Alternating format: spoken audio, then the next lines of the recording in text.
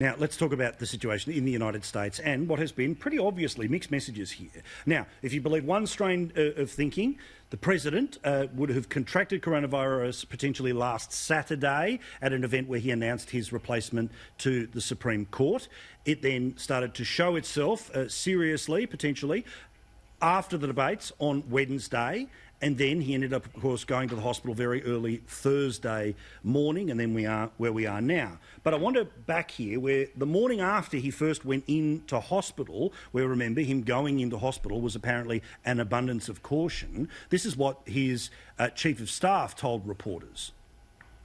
He continues to be not only in good spirits, but very energetic. The American people can rest assured that we have a president that is not only on the job, will remain on the job, and I'm optimistic that he'll have a very quick and speedy recovery.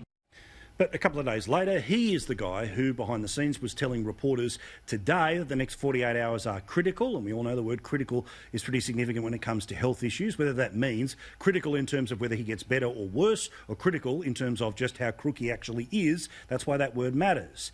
In the middle of the night last night, you know how pro-Trump I am, but in the middle of the night last night, there was an absurd press conference where the physicians came out and said everything's awesome and always has been awesome. The first week of COVID, and in particular days 7 to 10, are the most critical in determining the likely course of this illness. At this time, the team and I are extremely happy with the progress the President has made. Thursday, he had a mild cough and some nasal congestion and fatigue, all of which are now resolving and improving. Now he's a doctor, not a politician, not a spokesperson, but still, OK, there was also confusion about whether he'd had it for 2 days or 3 days. Donald Trump Jr. said this. I spoke to him this morning. Obviously he's taking it seriously, but really he's, business as usual with my father. I've known him for a long time. I'm 42 years old. I don't know that I've ever seen him sick. I don't know that I've ever seen him actually have the flu or anything like that. So, he's obviously taking it seriously, but he's a fighter. I know he's still working. I know he was speaking with various senators about the stimulus package today. He's going to take it seriously, but if anyone could beat this, it's going to be him. So, everyone, let's do this in sections here. We're going to talk about the messaging, about what we know right now. Then we'll get to the election bit a bit later and then what Biden should do from here. But, Michael, I'll start with you. It would seem to me that I understand how things are a bit weird in the first couple of days, but by now there should have been a pretty easy thing to say, look, this is how he felt on Saturday, Sunday, Monday, Tuesday, Wednesday, Thursday, Friday, Saturday and the start of Sunday today. Well, mate, his Chief of Staff's just been on Fox News a few minutes ago saying that yesterday morning there were some problems with the President, but they're worried about him, but now he's okay. Mate, of course, the doctors should be speaking and Trump should be speaking and speaking with one voice. I don't think the Chief of Staff should be giving off the record interviews about the President's health. But, mate, I suspect there's something else we don't know at the minute. There's something going on behind the scenes. My political sixth sense tells me there's something else going on. I can't put my finger on it, but it all doesn't add up to me at the minute. The train of events, the timeline, the people infected, there's something bigger at play here. I'm not saying there's some conspiracy. There's just information that we don't know that I feel will come out in the next few days, which will put a different emphasis on what's been happening in the last few days. Liz, again, somebody like me, all in on Trump, but what about these couple of days here where, look, one always hoped that this would never happen. It has happened, so we can't pretend it didn't happen. But again, the far left that pretends it's on the one hand completely conspiracy and fake, on the other hand he almost died. On one hand, ding dong, the witch is dead, I hope he's dead. On the other hand, I think there's an Access Hollywood tape-like feeling about this that I don't know it's as definitive as some people think in terms of how the election ends up. Because there's literally in the space of 7 days, 7 days last week, there was the announcement of the replacement for the judge. There was the tax returns. There was the debate. There was and then there was COVID. That's all just 1 week in a presidential cycle. So how do you feel about what we know? Look, you can really understand why the left has now concocted this idea of, this is all fake and it's just timing. We've seen it across Twitter for days now, like, oh, suddenly no one's talking about his taxes. It's really sucked out the oxygen out of the room, this whole entire concept of him having this virus. But what I find probably more unnerving than anything else is how hard the Republican campaign is now trying to make it out like nothing to see here. Yeah. You know, they're posting photos repeatedly and even videos of him from the hospital speaking very strongly. He's missing his spray tan, which the left has made a big deal about, saying how pale he is. But that aside, they're trying very hard to make it feel like, oh, business as usual. He's stronger than ever. We just saw his son on TV. They're going, oh, look, you know, my father hasn't skipped a beat, really. But we do know Trump is technically, he's in the weight category, the age category, and he does have secondary health conditions. So he is a perfect example of someone that we should genuinely be worried about having this. So Stephen Conroy, of course, you know, I'm all in. I want him to get better as soon as possible. I want him to kick Joe Biden's ass, all right? That's what I want politically, but that's no mystery. There's a photo of the man behind me and has been for a year, okay? But how do you feel about that messaging side of things where it feels like a declarative this, and this? Because the truth is 99% of people come out of this. They may have a crap couple of days, a crap couple of weeks, but it's okay if he has a bad couple of days. Nobody's going to think he has to resign the presidency because he needed an hour of oxygen at some point in the past week. No, I think I'm going to have to be a bit harsher on that. The 1% of the people over the age of 70, which has just been pointed out is the demographic he is in. But let's be really clear. The White House have lied through their teeth from the first moment. They actually withheld the Hope Hicks story. It got out not because of the White House. They've withheld the fact that the president was as sick as he was. There are now stories, credible stories, that he was forced to go to the hospital. He was told, if you don't go now so that you can walk over to the helicopter, we'll be taking you out in a wheelchair. And the political optics of that were what scared him more than coronavirus at that stage. They've lied about the fact that he needed oxygen. You even had the doctor trying to pretend that he didn't take oxygen on the first morning. I mean, the Chief of Staff actually is guilty of telling the truth, because the obsession with the desire to pretend that there is nothing to see here move along was overwhelming the facts. And the Chief of Staff told the truth. I don't know that we can be critical of the Chief of Staff. You will have read today, like I have, that Trump is furious that his Chief of Staff went out and told the truth, because they are trying to craft this message. Like Michael, I'm not quite sure what's going on, why they need... If it's as insignificant as they're trying to portray, why do they need to go to such great lengths to tell lies blatantly to the American people about it?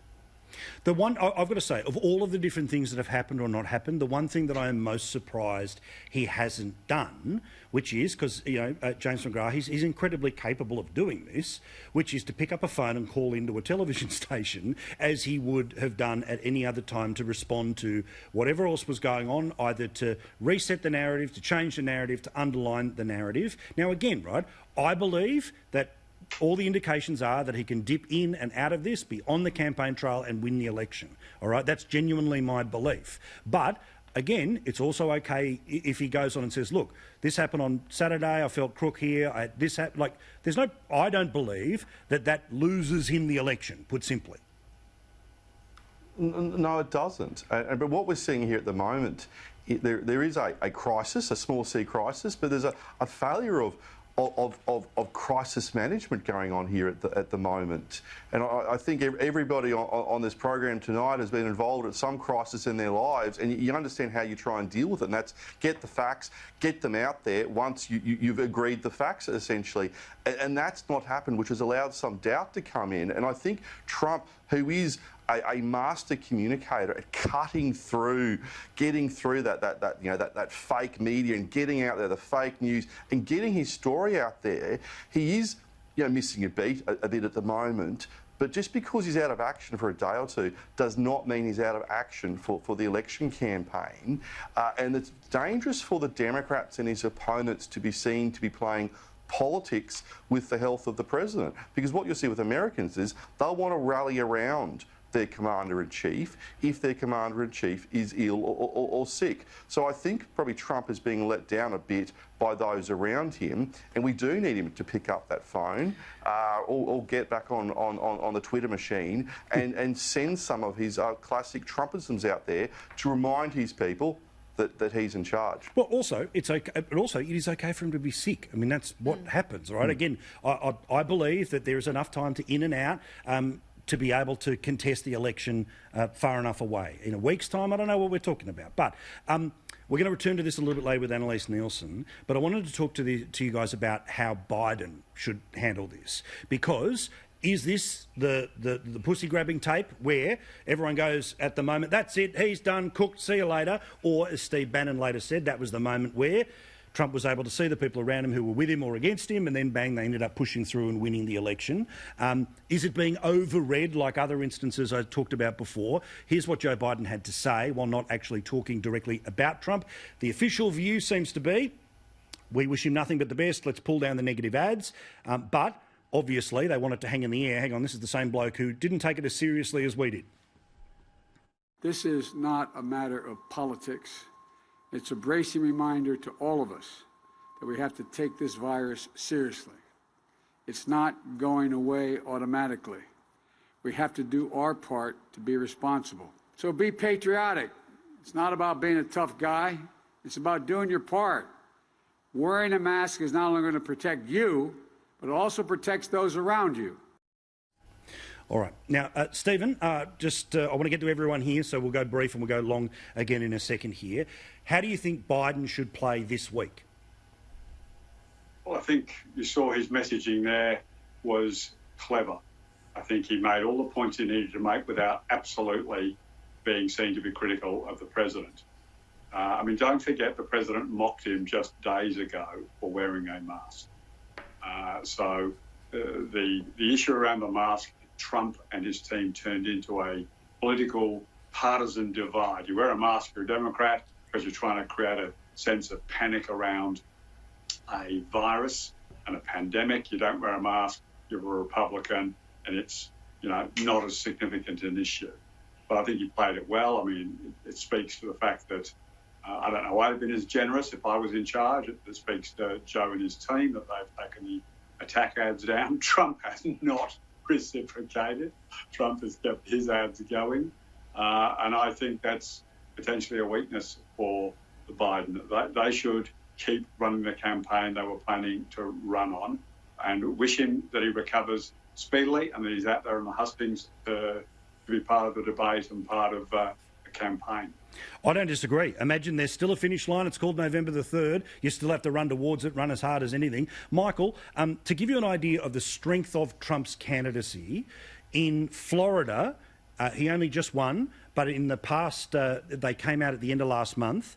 In Florida, there are an extra 195,000 registered Republicans to 98,000 Democrats, 135,000 Republicans in Pennsylvania to an extra 57,000 Democrats. North Carolina, 83,000 to 38,000. So in all the places he won by a whisker, that voter registration roll would suggest the whisker has been turned structurally into a beard. Look, it can make a very big difference. In Florida, he got 4.6 million and Hillary got 4.5 million. So, as you know, in the American system, it's winner take all, so he got all 29 votes. So he won by 100,000 in Florida. So that voter registration could make a difference. There was a huge voter turnout, 75% in Florida at the election in 16, as opposed to 55% for the nation. So an extra 100,000 people registering to vote is a huge number. And the other thing, of course, there is he only got 54% of the Cuban American vote, which will be higher this time because of his boycott on Cuba. So there are local factors in Florida, and voter registration is a big part of it. The other point I just want to make, whilst we're talking about Trump and illness, is you have a look at what happened to Boris Johnson's popularity. Now, his net approval rating in mid-March was 14%, which is you take your negatives from your positive, and he had 14% more positive. That was mid-March. When he left hospital on the 12th of April, his net approval rating had gone from 14 to 40. And 6 weeks later, by the way, it was back at 0, as people thought he hadn't handled the thing well. So in answer to your question, what should Biden do? Be very, very wary of attacking a sick president. Whether they like Trump or not, there will be a swathe of American voters that think he is our president. He's got to be respected, and a lot of people in the middle. And if Biden doesn't play this carefully, if he does keep attacking Trump, he will lose big time, because there's enough American voters who think that they're the leader of the free world, their president is the leader of the free world, and like him or not, he's got to be respected, and his family have to be wished well. James, I've only got a couple of seconds here, but the hard head, the politics in you, forget what you want. Did this make things more or less likely for Trump to win? I don't think it's going to have the impact that everybody thinks it's going to have. I think he might get a bit of sympathy out of this, but the real danger, as Michael pointed out, is Biden. If Biden stuffs up the messaging here, because there is going to be a rally around the flag moment, Biden, as Stephen said, I think got that messaging right in that clip, but he can't pull off his ads. Biden, if running the campaign, Biden gets up, he's got to say, yeah, I wish the president well. He's got to let those ads still go, because he's got to win this race. Like, there's less than a month in it. You know, what would Trump do? Trump would go after Biden. Yeah, absolutely. And finally here, Liz, let's be clear too. I think in all of this that Biden's supporters need to be careful too, because if they, amongst them are sort of saying, look, we want him to get better so we can beat him, that's one thing. It's another thing for the former spokesperson for Hillary to say, I hope he dies. Yeah, and that's, look, the left, I think, in the way they've handled this, and I get it, don't waste a crisis, but some really well-informed commentators have said that the left are handing this over to Trump in the way that they're handling this. We've seen people wishing Trump and his wife dead. Just Friday night, I was on with Hargrave, and he had a CNN reporter I saw that. Clearly, Hargrave felt sorry for Gary, because the three of you just went boom, boom, boom. Giving her a rope, and this woman hung herself. It was just a case in point. Here was this CNN reporter saying, oh, well, can you blame them? When she was asked about... She was assuming everyone else hated him. Yeah, ridiculous. I don't care what your politics are or how wildly you differ from me. I will never wish you and your loved ones dead. Correct. I never wish physical harm even on the person that I most desperately disagree with in the world. Exactly. Completely the case. All